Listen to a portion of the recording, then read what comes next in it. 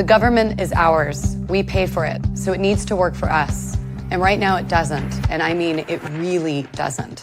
America is no longer even considered a full democracy. We are witnessing a total political system failure in America. Every voice matters. Your voice matters. If you do nothing, nothing changes. Hello， 大家好，欢迎来到皮尔论道 The Pierce Channel， 我是 Pierce。今天呢又到了要跟大家分享新一期的这个英语演讲的时间了。那么今天呢我会上传这个 Jennifer Lawrence 这个詹妮佛·劳伦斯，或者叫珍妮佛·劳伦斯一篇有关揭露这个美国这个政治选举的黑暗还有这个号召反贪污运动的一篇演讲。那么这个视频呢是配好了这个英文字幕的那么希望大家可以好好的跟他一起学习一些常用的高频的这个英语词汇词组。那么前几期我们有分享这个Ivanka Trump 就是伊万卡特朗普的女儿，还有这个 Steve Jobs 这个乔布斯几篇非常精彩的演讲。大家如果是错过的话，可以点击这个右上角的连接这个翻看一下。那么新来的朋友，如果喜欢我们的频道，别忘了点击这个右下角的这个订阅键subscribe 订阅我们的频道。好，那我们开始吧。If you're anything like me, you may find yourself constantly overwhelmed by everything that's wrong with politics. And when I say politics, I'm not talking about Democrats or Republicans. I'm talking about the flaws that exist in our political system, regardless of which party is in power. And I know it's hard to talk about politics these days, but look, the government is ours. We pay for it, so it needs to work for us. And right now it doesn't, and I mean it really doesn't. So what's going on here? Is it Russian meddling in social media? Is it him? Is it her? No. Those two were the least popular presidential candidates since they began keeping track of such things. Only 4% of Americans have a great deal of confidence in Congress now. Just 4%. America is no longer even considered a full democracy. We are witnessing a total political system failure in America, which is the complete opposite of what our nation's founders had in mind. So I'm going to show you 3 lines that show what's causing this failure, how we can fix it, and what you can do about it. So here's your first line. What I want you to do is take any issue you really care about and picture it on this line. This line comes from a Princeton University study that shows how public opinion influences the laws that Congress does or doesn't pass. They looked at 1,800 public opinion polls over a 20-year period, and we took their data and plotted it in this chart. See this horizontal line? That shows public support for a law amongst average Americans. This vertical line? That shows the likelihood of the public support leading to the passage of a law. When you plot it for the average American, you get a line that looks like this. There's your issue sitting on that line. If there is 0 support for a law, there's about a 30% chance that Congress is going to pass it. And if there is 100% support for something, the most popular thing ever, there's still a 30% chance that Congress is going to pass it. So the line is horizontal because no matter how much support there is among average Americans, there's still a 30% chance that Congress is going to pass that law. Princeton determined that the preferences of the average American appear to have only a minuscule, near 0, statistically non-significant impact on public policy.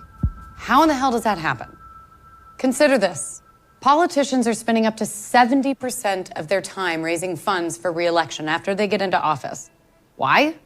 Because in order to win a seat in the Senate in some races, you would have to raise $45,000 every single day. 365 days a year for 6 years to raise enough money to win. Now consider that only 0.05% of Americans give more than $10,000 to politics. And then you see why politicians have become completely dependent on the 0.05% of Americans, billionaires and special interest groups, who fund their campaigns. Meanwhile, you've got lobbyists writing our laws and donating to the politicians who pass them. We have a two-party duopoly of Democrats and Republicans that makes it so that independents can't win, while the American people are leaving the major parties in droves. As you can see here, nearly half of American voters are now registered independent. And then there's gerrymandering, with politicians drawing the boundaries of their own voting districts into crazy shapes designed to prevent competition. Today, only 14% of House campaigns are actually competitive. 86% of them are not. And we wonder why young people feel that their vote doesn't matter. I've covered a lot here, but it all adds up to this vast ring of influence over our elected leaders. It's a corrupt system in which we, the people, have near zero influence over our own government. And that is sad. That is not the country I feel like I grew up in. But what's worse is that by allowing this to happen, we are causing the failure of the most important issues facing our nation. We're wasting trillions of dollars a year on fraud and abuse in our own government. 1 in 5 American children live in poverty. Our health care is the most expensive in the world. We have more people in prison per capita than Russia and China. We're losing jobs to the rest of the world, and we're not even doing enough to keep our air and our water clean for our children. America was founded on the promise of self-governance, but instead we have statistically non-significant impact on public policy.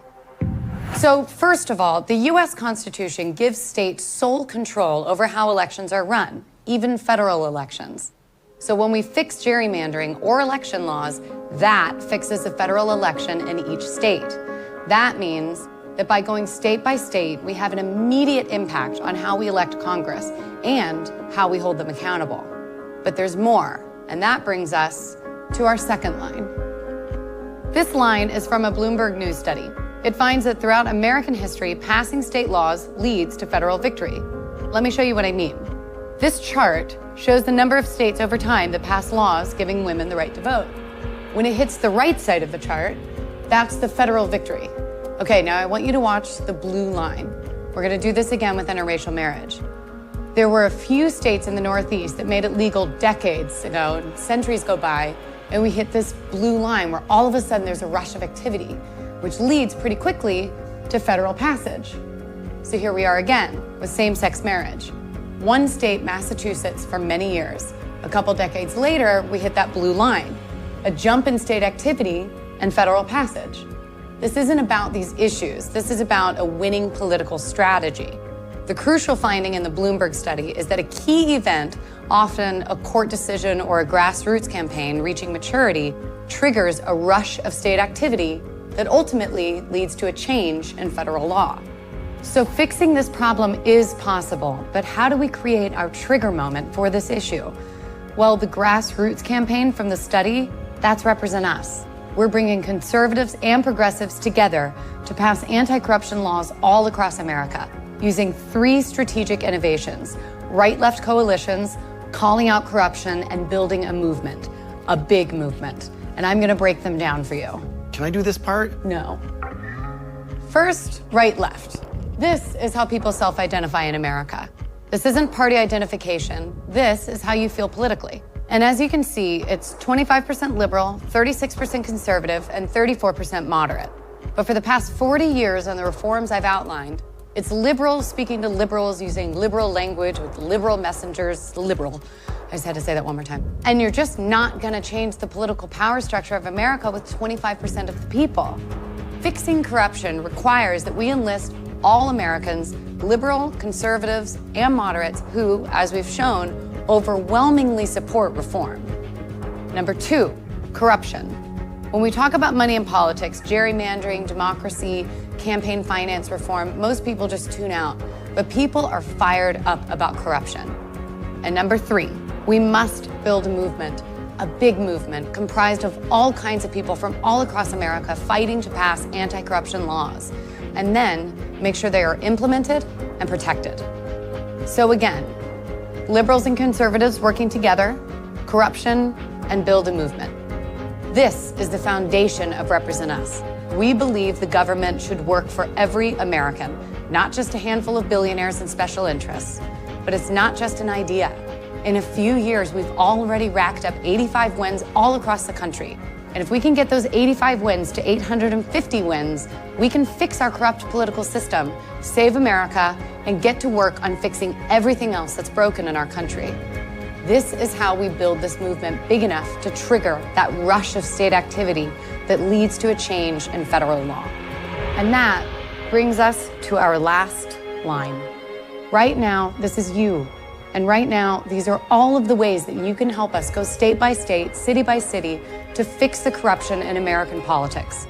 Volunteer and join a Represent Us chapter.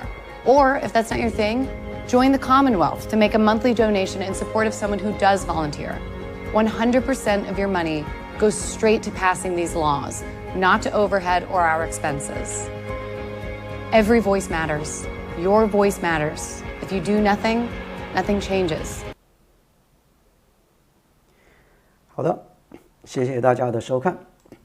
那么下一期呢，我们又会继续这个新的一期的这个金融财经新闻英语的节目，然后接下来呢就会跟大家分享这个 Jack Ma 马云先生的一些演讲的集锦。